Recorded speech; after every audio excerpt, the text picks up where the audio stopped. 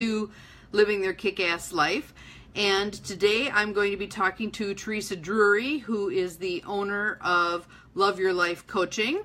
And if you know of anybody that you think might be interested in our interview, please feel free to share it with them right now.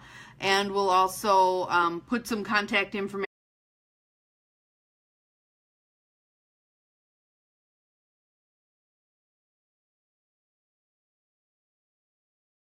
live so that I can add her into the conversation. So one of the things I like about Theresa's business is her tagline, which is create the life you can't wait to live. So, oh, there she is. We'll tap that and bring Theresa on.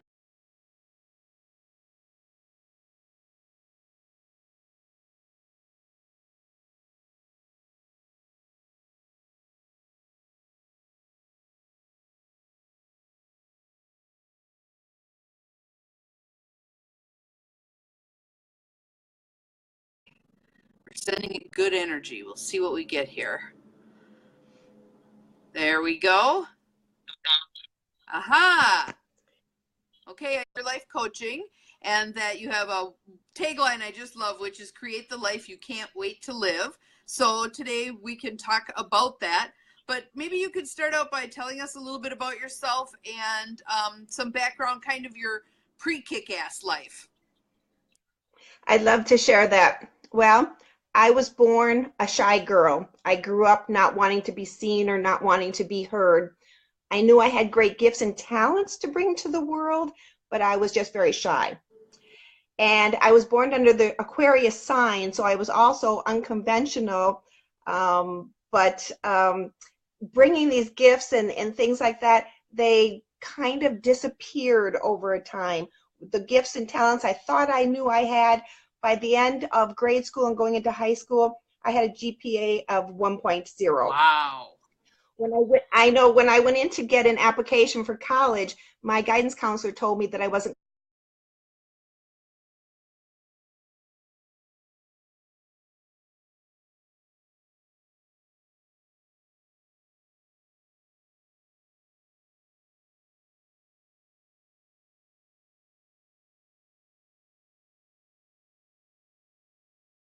Poster there too, and it was in graduate school that my advisor said to me, at what point did you realize you were academically gifted? And that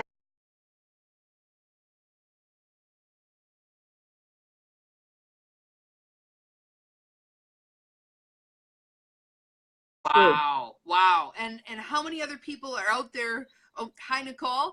How many other people are out there who believe similar things? I'm not smart enough. I'm not good enough. I'm not pretty enough. I'm not this enough, that enough, or I'm too Exactly. much of that, etc. So what an aha Exactly. moment. It was huge. Wow. It was really like finding out I'd been switched at birth. I mean, it really hit me with that much of an impact. And I thought if I had carried.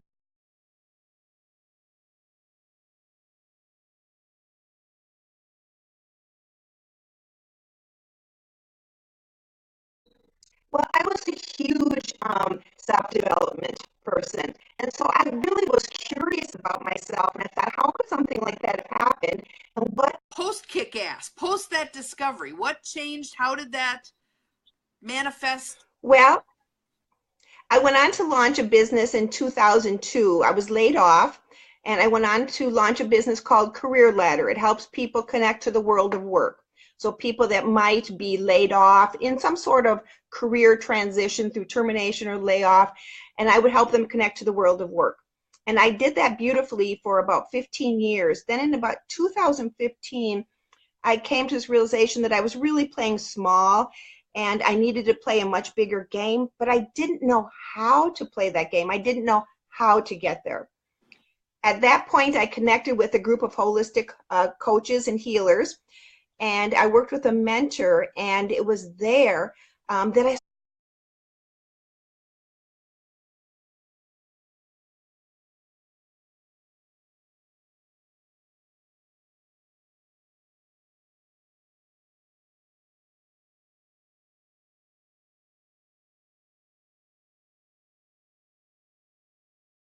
when our families heal, our community heals. The ripple effect goes out into the world. So it really is our responsibility to heal ourselves. Right, and I and to also take that I healing also like step. thinking about when I'm slogging through something and going, man, this is a lot of work, and I'm not sure I'm going to get to where I want to go. I think about that book about the 100th monkey, and as someone learns how to do something, so as we learn to live in the light, as we learn to live in love instead of fear, the more of us that do that, eventually it begins to perpetuate. The 100th monkey, they're cleaning off the sand from their food on one little island, and when they hit enough monkeys doing that, it transfers from island to island. They're not talking to the other monkeys. They don't have any way to communicate with them. Somehow, energetically, it up-levels everybody. And I think that's what we're going through right now. We're all connected, and we're not just here by ourselves. We're all connected. And so when I heal, you heal. When you heal, your community heals. So it's knowing and recognizing that interconnection that really helps. Awesome. So talk a little bit, Theresa, about how you do your healing work. Well, I do my healing work by helping women to uncover where this stagnation is, where this stuckness is, where this restriction is. Women were coming into my office and looking at career things, and I could tell through my own intuition that they were looking for something much deeper. So really just helping them to uncover where these stuck points are and envisioning the life that they want to create, to reinvent themselves, and knowing that reinvention does not happen in a day. It is a lifelong journey, but we can transform in a second. I have been witness to that. Many of my clients have, but helping them to uncover that story, to live into their life purpose, and to see where they want to go is really important. Well, and have you noticed that sometimes they're almost afraid to dream big, and that you can see them putting the lid on? Who am I to dream big, or who am I to be unsatisfied with my life? I have a decent job. I have a decent husband. We earn okay money. Who am I to be dissatisfied? But really wanting something bigger than that, wanting something. When women come in and they say, well, I'm not really sure I'm even stuck. And I say, really? Okay. Tell me about the joy in your life. How much joy do you have day to day? And they're like, joy? I don't have any joy. And I'm like, well, then you're probably stuck. So helping them to find that joy, to reclaim the joy. It's our birthright to live with joy. So helping them to step into that is huge. So, there's no one size fits all, that I work with everybody, and I really do try and see them uniquely as they are and what they might need. And then we just kind of take it from there. Awesome. Well, and I wonder among our listeners, how many of you, when Theresa's saying the word joy, are kind of doing this self-assessment and going, yeah, not so much. If you're comfortable putting that in the feed, feel free to do that, so that we can begin to see that it's not unusual. There are a whole lot of people who are living those quote unquote lives of quiet desperation. And just doing what we have to do to get by. Right. It's good enough. Yes. And I've been there. I understand it. I understand how we can live like that, but there's so much more to our day. People used to always tell me, like, oh, Theresa, you've got to take care of yourself. And I'd be like, what does that actually mean? What am I supposed to be doing, taking care of myself? Now I'm the queen of self-care. I can spend half of a day just, doing self-care and living in that joy. I have a list of things that bring me joy. And so if I'm ever wondering for a second, what is that I might tap into, all I have to do is look at that list, and it brings it all up to me. That's a great idea too. So for those who are listening, maybe start creating your list of joy things. What are the things that bring you joy? So that when you have a day that may be a little bit off, you don't have to generate it out of your mind. You can just look at your list and pick something out and move yourself closer to being back in joy. Exactly. Awesome. So as you were going through your own process with it, what would you say is the biggest barrier or resistance that you ran into? Probably women thinking that they didn't deserve to be any better than this. Like, who am I to say, like, well, it is okay. So really just owning that it can be more than just okay. Once again, it's our birthright to live with joy, to live with abundance, and to wanting more is not selfish. And so that was probably the biggest thing is, I'm here, but I feel guilty about wanting more. I have more than most people have. So why am I here? But something brought them here. They knew something was missing. So I think that's probably the biggest resistance is who am I to want more? Yes. Okay. And there's a Marianne Williamson quote that I love about that. It's, who am I to be gorgeous, talented, fabulous? And she says, who are you not to be? You're a child of God. Exactly. You deserve the very best. And I think there's also a thing of there's only so much to go around. And if I have more, it means someone else has less. That somebody will be lacking. Yes. Exactly. And that's not true. No. There's enough for everybody, and there's more than enough. Absolutely. And the more you create and the more abundance you create, the more other people will have. Amen. I agree with you totally. Agree with you totally. Mm-hmm. So can you share some of the things that the women coming to you come in with? Because my guess is they come in with one pain point, but really there may be other things going on. What are some of the pain points that bring people to you? The biggest thing that I see women coming in with is lacking the permission to live the life that they want to live. Living outside of those rules. Like I said, I'm an Aquarian, so I didn't even see rules. Like this rule book that they're reading out of, it's like, where did you get that book? So they think there's a set of rules on how they have to live. And so helping them to see just letting go of those rules and giving them permission to live the life that they truly want to live, not the life of their mother, not the life of their husband, their children, their community, but to really live a life that honors them. Yes. So those are probably the most stuck. And then owning their power and owning their gifts and owning their talents. And being unapologetic for all of the above.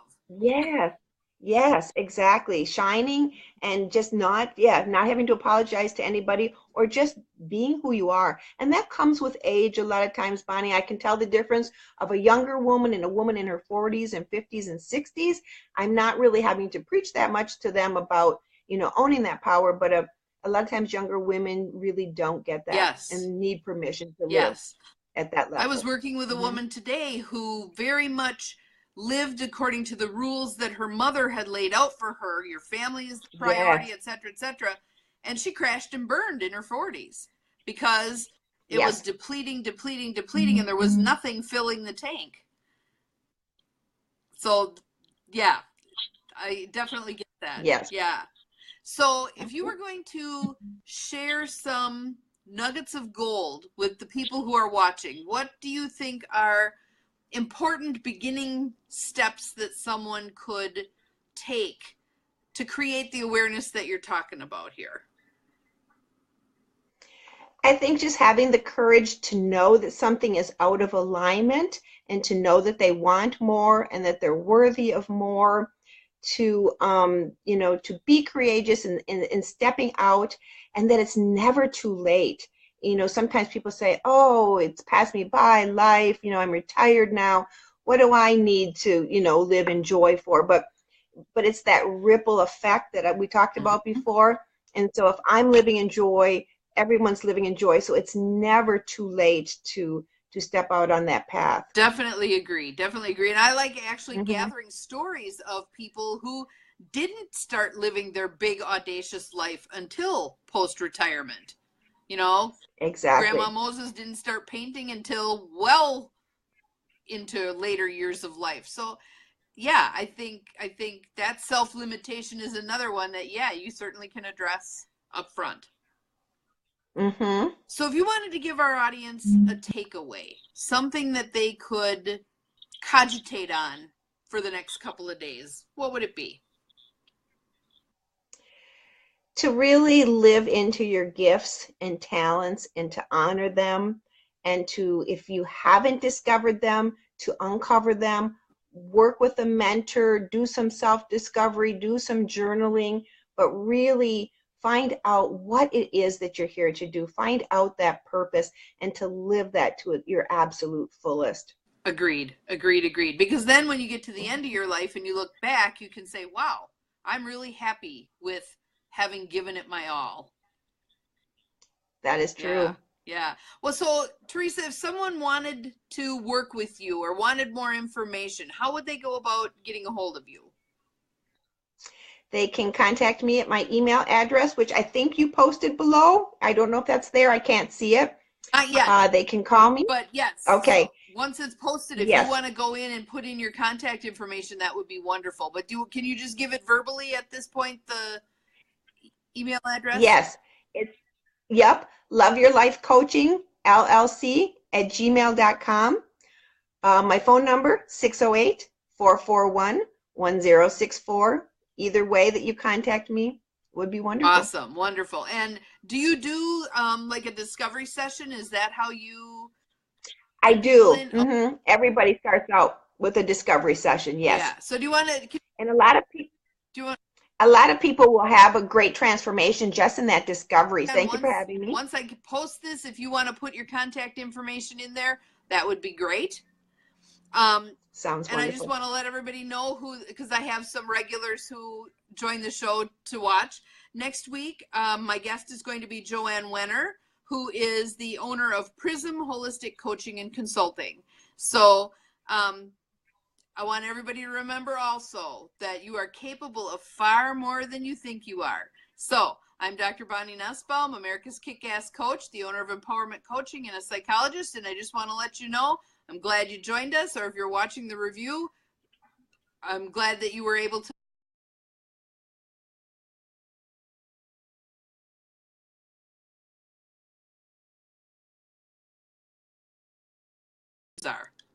Thank you again, Theresa, for joining me. Mm-hmm. Bye. Thank you. Mm-hmm. Bye-bye.